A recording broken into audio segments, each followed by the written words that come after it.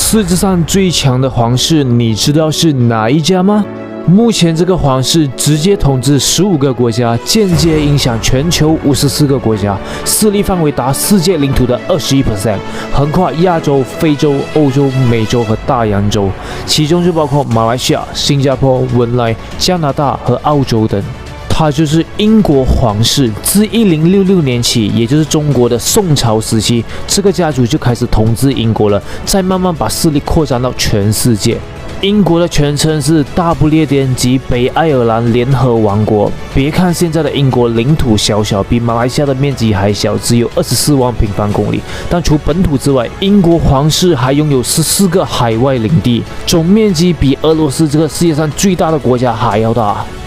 英国是最早开始工业革命，也是最早结束工业革命的国家。此后，英国实现了财富的累积，便开始进行猛烈的扩张侵略和海外殖民政策，成为继西班牙之后最大的殖民国家。随着海外殖民地的增加，在19世纪初，英国正式称帝，成为大英帝国，人口和领土几乎占了全球的1/4，曾经辉煌一时，号称日不落帝国。日不落帝国的意思是指太阳无论何时都不会从其领土落下的帝国，就是因为它的领土很大，覆盖了很多个时区。你要知道，地球是一直在转动的。或许你现在在上班，然后在看着我这个视频，但在地球的另一端，那里的天现在是黑的，人家在睡觉呢。然而过后，英国经历了1战和2战的洗礼，虽然都打赢了，但实力还是遭到了重创，无力再维持海外殖民地，这也是为美国的崛起创造了条件。1931年，英国国会就通过了1931年的西敏法令，给予英属自治领地完全的自主权，在国际场合是与英国完全平等的主权国家。也就是说，坐席不需要被安排在英国的后面，而是可以并列，但依然需要奉英国的君主为国家元首。因此，这些国家与英国组成了共主的联邦。但想都知道，英国怎么可能放弃世界呢？就在2020年，英国刚脱欧后，就马上又想另起炉灶，提出了全球英国的概念，又想再次回归大英帝国的辉煌。所以啊，梦想还是要有的，呵呵。在1931年，英国就创立了一个叫 Commonwealth of Nations， 华文叫英联邦的组织。它是一个比较倾向政治的国际组织，把大多数曾经被英国殖民过的地方都纳入，以英国马首是瞻。It gives me great pleasure to declare this meeting of the Commonwealth Heads of Government open. 至今已经有54个主权国家加入，但奇怪的是，美国也曾经是英国的殖民地啊，白宫也曾经被英国给烧了啊，怎么就不加入呢？想知道的朋友，欢迎在下面留言告诉我你想看，搞不好我下一期就更新了呢。It's now been 200 years since the British came here to the White House under somewhat different circumstances. They made quite an impression. They really lit up the place. I am a little embarrassed as I stand here to think that 200 years ago my ancestors tried to burn this place down. Now looking around me, I can see you've got the place a little better defended today. You're clearly not taking any risks with the Brits this time. 说到这里啊，我知道一定有些扛把子的人会跳出来说，英联邦的成员是平等的。对，名义上各成员国都是平等的，英国并没有享有特殊地位，但事实真是这样吗？在媒体面前，美国和法国、英国、日本、韩国等也是平等的啊，但私底下真的是平等的吗？日本敢不听美国的吗？这个我想你自己想想你也知道了，我就不评论了。要是平等的，为何英联邦元首只可以来自英国的皇室成员呢？2018年4月21日，经英联邦54国领导人会议批准，现任英国王储威尔斯亲王查尔斯将成为下任英联邦元首。英国是全球5强和联合国安理会常任理事国之一，在全球200多个国家和地区中，有54个，相当于1/4的国家是英国可以影响到的。由此可见，英国的影响力还是不容小觑啊。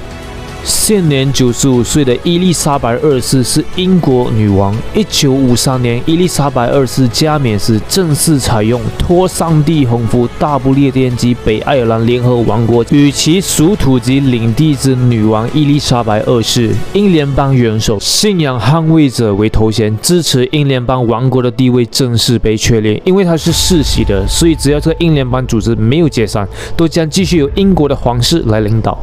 而在这54个主权国家里，有15个还是直接效忠于英国皇室，被称为英联邦王国 （Commonwealth Realm）。也就是说，在英联邦里，其实还有一个小圈子，叫做英联邦王国，是英国皇室在海外的领土。看清楚哦，这些不是英国的领土哟，这些只属于英国的皇室。你可以理解为他们是英国皇室的私人财产，英国也只是英国皇室的众多领土之一而已，哈哈。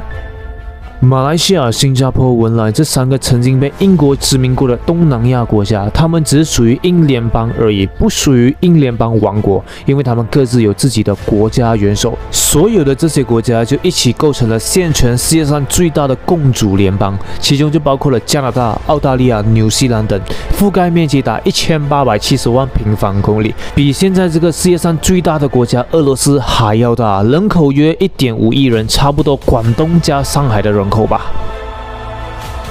英国女王是他们的元首，所以这些国家没有总统，只有总理或首相。总统或者是元首是国家的最高领导人，而总理或者首相则是国家政府的首脑，并不是最高的国家元首。在外交接待规格方面，元首或总统所享受到的礼遇是比首相或者是总理还要高一级的。因此，我们在新闻中时常可以看到澳大利亚总理、加拿大总理这样的称呼，而不是总统的称呼，因为他们只是总理。Hello， 大家好，我是尼克斯，一个专注于提供国际知识的频道。如果你还没有订阅的话，现在是时候订阅了，我会每周更新哟。上一期我们也谈到了为何泰国政府不喜欢人妖和变性人呢，还觉得丢脸呢？如果你还没有看到的话，请按上面的链接去看呗，或等下来到频道找也行。英女王作为多国元首，最直接的体现就在那些对她宣誓效忠的国家，他们的钞票上都会印上她，如加元和澳元上都有伊丽莎白二世的肖像，而且她的生日是以她为女王的国家的法定假日。回归前的香港在女王生日时也会放假。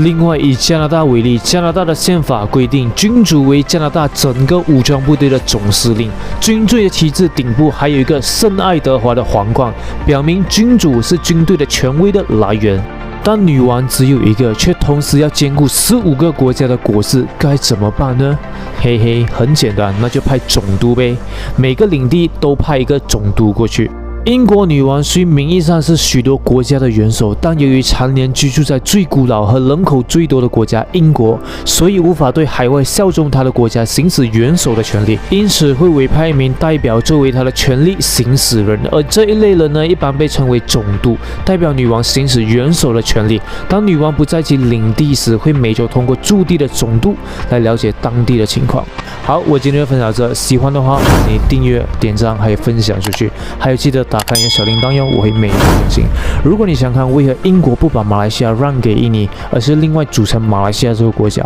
可以来到我的频道看上一期的作品，关于印尼要吞并马来西亚的那部作品。好，我是尼克斯，我们下期见，记得订阅哦。